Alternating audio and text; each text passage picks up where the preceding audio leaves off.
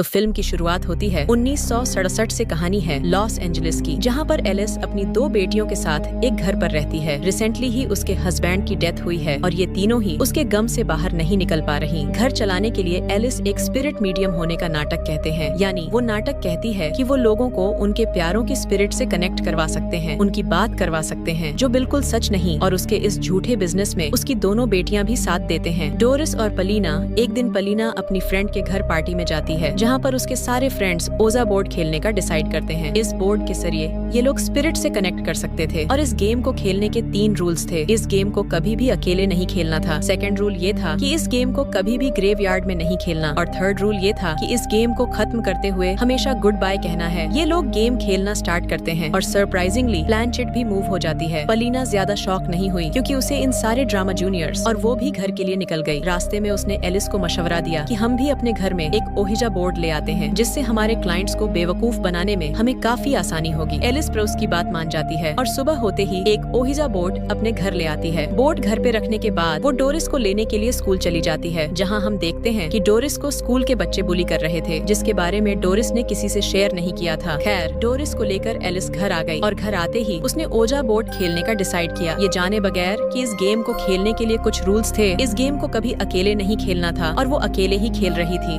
ये खेलते हुए उसने नोटिस किया कि प्लैंक शट हिल रही थी। अब एयस यहाँ पर मौजूद किसी भी स्पिरिट से कुछ सवाल पूछने लग जाते हैं, जिसके जवाब यहाँ प्लैंक शट पर तो एलिस को नहीं मिलते। लेकिन ऊपर हम देखते हैं कि एलिस की बेटी डोरिस अब पोसेस हो चुकी है और वो उन सभी सवालों के जवाब दे रही है जो एलिस नीचे बैठी ईजा बोर्ड से पूछ रही थी। एलिस ने जब स्पिरिट का नाम पूछा था तो ऊपर डोरिस ने मार्कस नाम बोला था, यानी जो भी स्पिरिट यहाँ पे आई थी और जिसने डोरिस को पोसेस किया था उसका नाम मार्कस था। और कुछ ही देर बाद जैसे ही नीचे एलिस ओजवर्ड गेम खेलना बंद करती है, डोरिस भी पोजीशन से बाहर आ जाती है। लेकिन गेम छोड़ते हुए भी एलिस ने एक और रूल तोड़ दिया, उसने गुड बाय नहीं बोला तो होती है। और हम देखते हैं कि डोरिस भी उस ओजा बोर्ड के पास आए हैं। उससे पता था कि ओजा बोर्ड लोगों को उनके प्यारों के स्पिरिट से कनेक्ट करवाता है। वो अपने डैड रॉजर की स्पिरिट से कनेक्ट करने की कोशिश करती है और हैरान खून तौर पर ओहिजा बोर्ड की प्लानचेट हिलती है और उसको लगता है कि उसने अपने डैड से कांटेक्ट कर लिया है। अगले दिन डोरी स्कूल चली जाती है और स्कूल में फादर टॉम, जो कि स्कूल को चला रहे थे, वो एलिस को स्कूल बुलाते हैं। उन्हें लग रहा था कि डोरिस ने आज जो होमवर्क किया था उसमें एलिस ने उसकी मदद की थी, लेकिन ऐसा नहीं था। उसने बहुत ही शानदार होमवर्क किया था। ऐसा परफॉर्म तो उसने आज तक स्कूल में नहीं किया था। खैर, एलिस अब डोरिस को लेकर घर वापस आ जाती है और घर आने पर उन्हें पता चलता है कि जल्द ही उनका घर सेल होने वाला है, क्योंकि अपने हस्बैंड रॉजर के मरने के बाद से एलिस इस घर के टैक्सेस पे नहीं कर पा रही थी। एलिस और पलीना इस बात से बहुत ज्यादा परेशान थे, जबकि अंदर डोरिस इस टाइम भी ओजा बोर्ड के साथ लगी हुई थी। इसी ओजा बोर्ड के जरिए डोरिस के डैड उसे एक बेसमेंट में बने कमरे के बारे में बताते हैं, जिसकी एक कबर्ड में बहुत सारा पैसा रखा हुआ था। यह बात जानकर डॉलिस हैरान होकर एलिस को बताती है और एलिस भी वहां चेक करने के लिए जाती है और उसकी सारी बातें सच निकलती हैं। भी लगने लगा था कि सच में डोरिस ने अपने डैड से कनेक्शन बना लिया है, इसीलिए कि तीनों मिलकर अब ओएजा बोर्ड खेलने का डिसाइड करती हैं। अपने डैड से बात करने के लिए एलिस सबसे पहले ये चेक करना चाहती थी कि ये स्पिरिट जो जवाब दे रही है वो रॉजर की ही है या किसी और की है। वो स्पिरिट से एक ऐसा सवाल पूछते हैं जो सिर्फ उसे और रॉजर को पता था, और एलिस को सही जवाब मिलने पर वो जान गई कि स्पिरिट और किसी की नहीं बल्कि उसके हस्बैंड की ही है। एलिस को अब इस ओएजा बोर्ड के ऊपर बिलीव होने लगा था और डोरिस ने उसे यह भी बताया था कि वह इस प्लान शट के सरी के स्पिरिट्स को भी देख पा रहा है। एलिस प्लान करते हैं कि वह डोरिस और ओजा बोर्ड की मदद से सच में अपने क्लाइंट्स को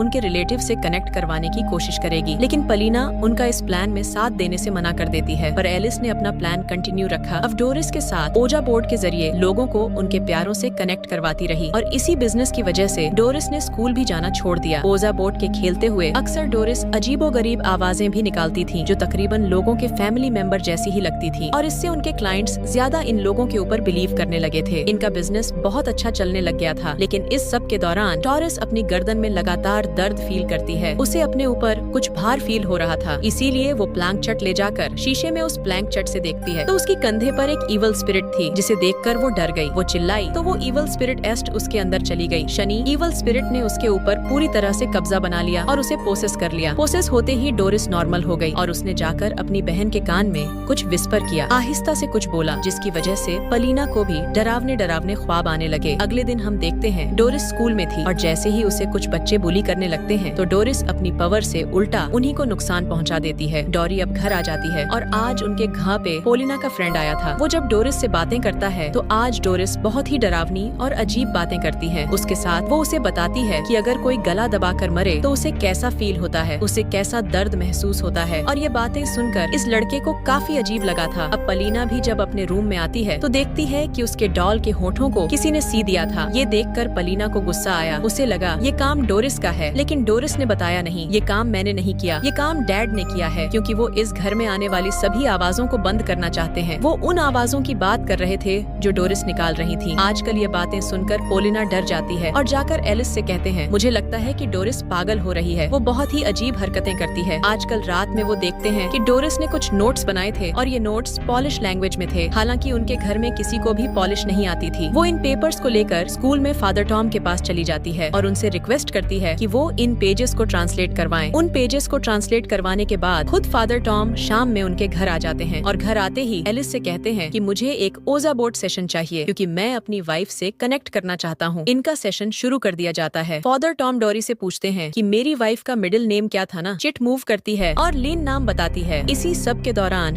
डोरे फादर टॉम की वाइफ की आवाज में कुछ बोली भी थी, जिससे ये सब हैरान हो गए थे। सबको ये सेशन कामयाब लग रहा था, लेकिन फादर टॉम ने इस सेशन के बाद एलिस और पोलिना से अकेले में मिलने की मांग की। फादर टॉम इन लोगों को बताते हैं कि अभी जो सेशन हुआ था वो बिल्कुल भी सक्सेसफुल नहीं था। मेरी वाइफ का मिडिल नेम लिन नहीं बल्कि कैथरीन था, और लिन नाम डोरिस ने इसलिए बोला क्योंकि ये सवाल पूछने के बाद मैं अपने दिमाग में लिन सोचने लगा था। मीन्स फादर ट्विस्ट यहाँ ये रिवील कर रहे थे कि डोरिस किसी की भी स्पिरिट के साथ कनेक्ट करती ही नहीं थी, वो बस लोगों का माइंड पढ़कर उन्हें आंसर करती थी। रही बात कि डोरिस मुख्तलिफ आवाजें निकालती है, तो वह सिर्फ एक ही वर्ड बोलती है उन आवाजों में, और लोग उन्हीं आवाजों को अपने प्यारों की आवाजों में इमेजिन कर लेते हैं। यानी डोरिस किसी रैंडम आदमी या औरत की आवाज निकाल पाती थी, क्योंकि फादर टॉम ने बताया कि डोरिस ने उस टाइम जो आवाज निकाली थी वो भी मेरी वाइफ की नहीं थी। एलिस ने भीड़ सवाल किया कि आखिर डोरिस ये सब कर कैसे पा रही है, तो फादर टॉम ने बताया कि उसे किसी इवल स्पिरिट ने पोसेस किया हुआ है, जो सब काम ये डोरिस से करवा रहा है। उन्होंने पलीना को बताया कि तुमने मुझे जो पेजेस लाकर दिए थे उसमें एक मार्कस नाम के बंदे की कहानी लिखी हुई है, जो पोलैंड से यहाँ लॉस एंजलिस आया था। इव वर्ल्ड 2 के टाइम एक पागल डॉक्टर ने मार्कस को पकड़ लिया था, और वो डॉक्टर मार्कस के ऊपर अजीबोगरीब एक्सपेरिमेंट करता रहा। वो डॉक्टर एक साइकोपैथ था। मार्कस जैसे कई लोगों को वो पकड़ के लाता था, उन पर एक्सपेरिमेंट करता था, उन्हें अपनी बेसमेंट में बंद करके रखता था और आखिर उन्हें मार देता था। और ये घर जिसमें इस टाइम एलिस और उसकी फैमिली रह रहे हैं, ये असल में उसी डॉक्टर का घर था, और जितने भी लोग उस डॉक्टर ने मारे थे उनकी लाशें आज तक इसी घर में थी। यानी मान ले कि यह घर एक कब्र न था। और जैसा हमें पहले पता है कि ओजा बोर्ड का रूल है उस गेम को कब्रिस्तान में नहीं खेलना, तो तीसरा रूल भी यानी एलिस ने तोड़ दिया था ईजा बोर्ड का, और इसी वजह से यह लोग किसी बड़ी मुश्किल में फंसने वाले थे। फादर टॉम आगे बढ़ते हैं और बताते हैं कि इन पेजेस में मार्कस ने अपने मरने की बात वाली भी फीलिंगलेस चीजों को फील कर पाता है। वो पिछले कई सालों से